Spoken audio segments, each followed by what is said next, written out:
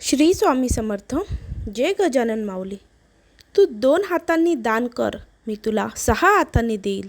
तू जर 6 हातांनी दान केलेस तर मी तुला सहस्र हातांनी देईल. दिगंबरा दिगंबरा श्रीपाद वल्लभ दिगंबरा. मित्रांनो, हा व्हिडिओला अजिबात स्किप करू नका, शेवटपर्यंत बघा. समोरची व्यक्ती जोवर आपल्या दुःखात सामील होण्याच्या मनस्थितीत असते तोवरच त्या व्यक्तीशी आपले दुःख वाटणे योग्य असते, मजा असते. एकदा का ती व्यक्ती स्वतःच्या वर्तुळात गेली की आपणही आपली दुःखाची कावाडे बंद करावीत. दुःखाच्या गोगलगाईला कवचात परत पाठवावे आणि त्यावर गुलाबाची पाकळी ठेवून जगाला वेडे बनवावे. जे काही भिजायचं ते आतल्या आत भिजायचं, यालाच गुदमरणं म्हणतात. तसं खरं तर गुदमरणं आणि आत्महत्या यात फरक इतकाच की आत्महत्येत माणूस एकदा मरतो आणि गुदमरताना क्षणाक्षणाला मरतो. युती या शब्दाला सध्या जब्बर वसून अजूनही मी दोस्त हा शब्द वापरतोय, कारण दोस्तीत जी निरपेक्षता आहे ती युती या शब्दात नाही. युती या शब्दातलं क हे अक्षर सायलेंट आहे. प्रश्नापासून नेहमीच पडता येत नाही, कधी ना कधी ते पळणाऱ्याला गाठतंच. पळवाटा मुक्कामाला पोहोचत नाहीत, मुक्कामाला पोहोचतात ते सरळ रस्तेच. हेकट माणसाची जमवून घेण्याची शक्ती, विवेक आपण वाढवत राहायचा आणि हेकट माणसानं मात्र घेतच की नाही जमवून, जातं कुठं असं म्हणत आणखीन हेकट व्हायचं. जीवन जगताना संगती खूप महत्त्वाची असते. बाभळीच्या झाडाशेजारी केळीचे झाड वाढले तर बाभळीच्या काट्याने त्याची संपूर्ण पाने फाटून जातात. याउलट चंदनाच्या झाडाशेजारी जर लिंबाचे झाड वाढले तर लिंबाच्या गाभ्याला चंदनाचा सुवास येतो. ज्याप्रमाणे रामाच्या सहवासात हनुमान धन्य झाला, श्रीकृष्णाच्या सहवासाने अर्जुन सर्वश्रेष्ठ योद्धा झाला. याउलट दुर्योधनाच्या सहवासाने भीष्म, कर्ण सर्वश्रेष्ठ असूनही त्यांचा नाश झाला. आपण ज्यासोबत राहतो त्याच्या विचारांचा, राहणीचा, वागणीचा अंमल हा आपल्यावर होतच असतो.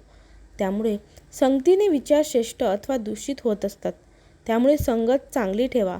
संगतीने आपल्यावर खूप मोठा प्रभाव पडत असतो. सगळेच म्हणतात आयुष्य एकदाच मिळतं, ते भरभरून जगायचं, पण सुरुवात कशी करायची याचंच उत्तर सापडत नसतं. बालपणात अक्कल नसते, तरुणपणात जाणीव नसते, मात्र आयुष्याच्या अर्धावर्ती आयुष्याची किंमत कळते. म्हटलं चला सुरुवात करू, स्वतःसाठी जरा जगून बघू. पण कर्तृत्वाच्या लोढण्यामुळे नंदी बैल हा लागतो. जुरू आता संपेल, मग संपेल. जबाबदारीचं ओझं हटेल उडवण्यासाठी माझं आभाळही मी स्वतः तयार करेन. दिवस असेच सरत राहतात, वृद्धाकडे झुकत राहतात. बकेट लिस्ट वाटल्या पहिल्या इच्छा धुसर होतात. डोळ्यासमोर निख्ख आकाश, हृदयामध्ये सागर कल्लोष. चितेवरती पोहोडल्यावर आयुष्याचा संपतो हिशोब. घेऊन काहीच आलो नव्हतो, मग काहीच उरलं नाही. इथलं संचित इथेच संपलं आणि शून्यामधून शून्य गेलं. कावळा आणि रामायणाचा संबंध. इंद्राचा पुत्र जयंत याने सर्वप्रथम कावळ्याचे रूप धारण केले होते. त्रेतायुगात या जयंताने सीतेला चोच मारल्याने श्रीराम जयंतावर नाराज झाले होते.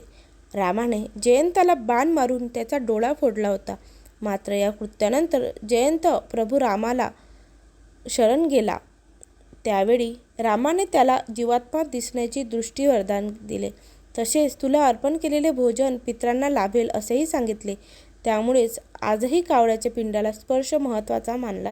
त्याग, चुकीच्या लोकांसाठी केलेला त्याग हा स्वतःवर केलेला अन्याय असतो. फक्त त्याला मन मारून जगण्याचं नाव दिलं जातं. सर्वात मोठं वास्तव हे आहे की लोक तुमच्याविषयी चांगलं ऐकल्यावर संशय व्यक्त करतात, परंतु वाईट ऐकल्यावर मात्र लगेच विश्वास ठेवतात. इच्छाशक्ती. प्रार्थनेने इच्छाशक्ती वाढते. इच्छाशक्ती वाढली की प्रतिकूल परिस्थितीवर मात करण्याचे सामर्थ्य येते, हुरूप येतो, उत्साह वाढतो, जीवन जगावेसे वाटते. जेवढे चांगले विचार माणसं स्टेटसवर ठेवतात ना, खरंच तेवढे विचार जर त्यांचे असते तर किती बरं झालं असतं. कितीही नालायक माणूस असला तरी जोडून ठेवा, कारण सगळ्यांच्याच ठिकाणी शहाण्या माणसाची गरज नसते. मित्रांनो, तुम्हाला जर आजचा व्हिडिओ आवडला असेल तर चॅनलला नक्की सबस्क्राईब करा. कमेंटमध्ये श्री स्वामी समर्थ जय गजानन माऊली लिहायला विसरू नका. जेणेकरून तुमचं पण नामजप होईल आणि तुम्हाला पण पुण्य मिळेल. त्याचबरोबर व्हिडिओला जास्तीत जास्त लोकांपर्यंत शेअर करा. त्यांच्या पण आयुष्यात या पॉझिटिव्ह विचारांनी काहीतरी पॉझिटिव्ह घडेल आणि त्यांचं पण आयुष्याचं भलं होईल. त्याचबरोबर व्हिडिओला शेवटपर्यंत पाहिल्याबद्दल तुमचे मनापासून आभार. धन्यवाद.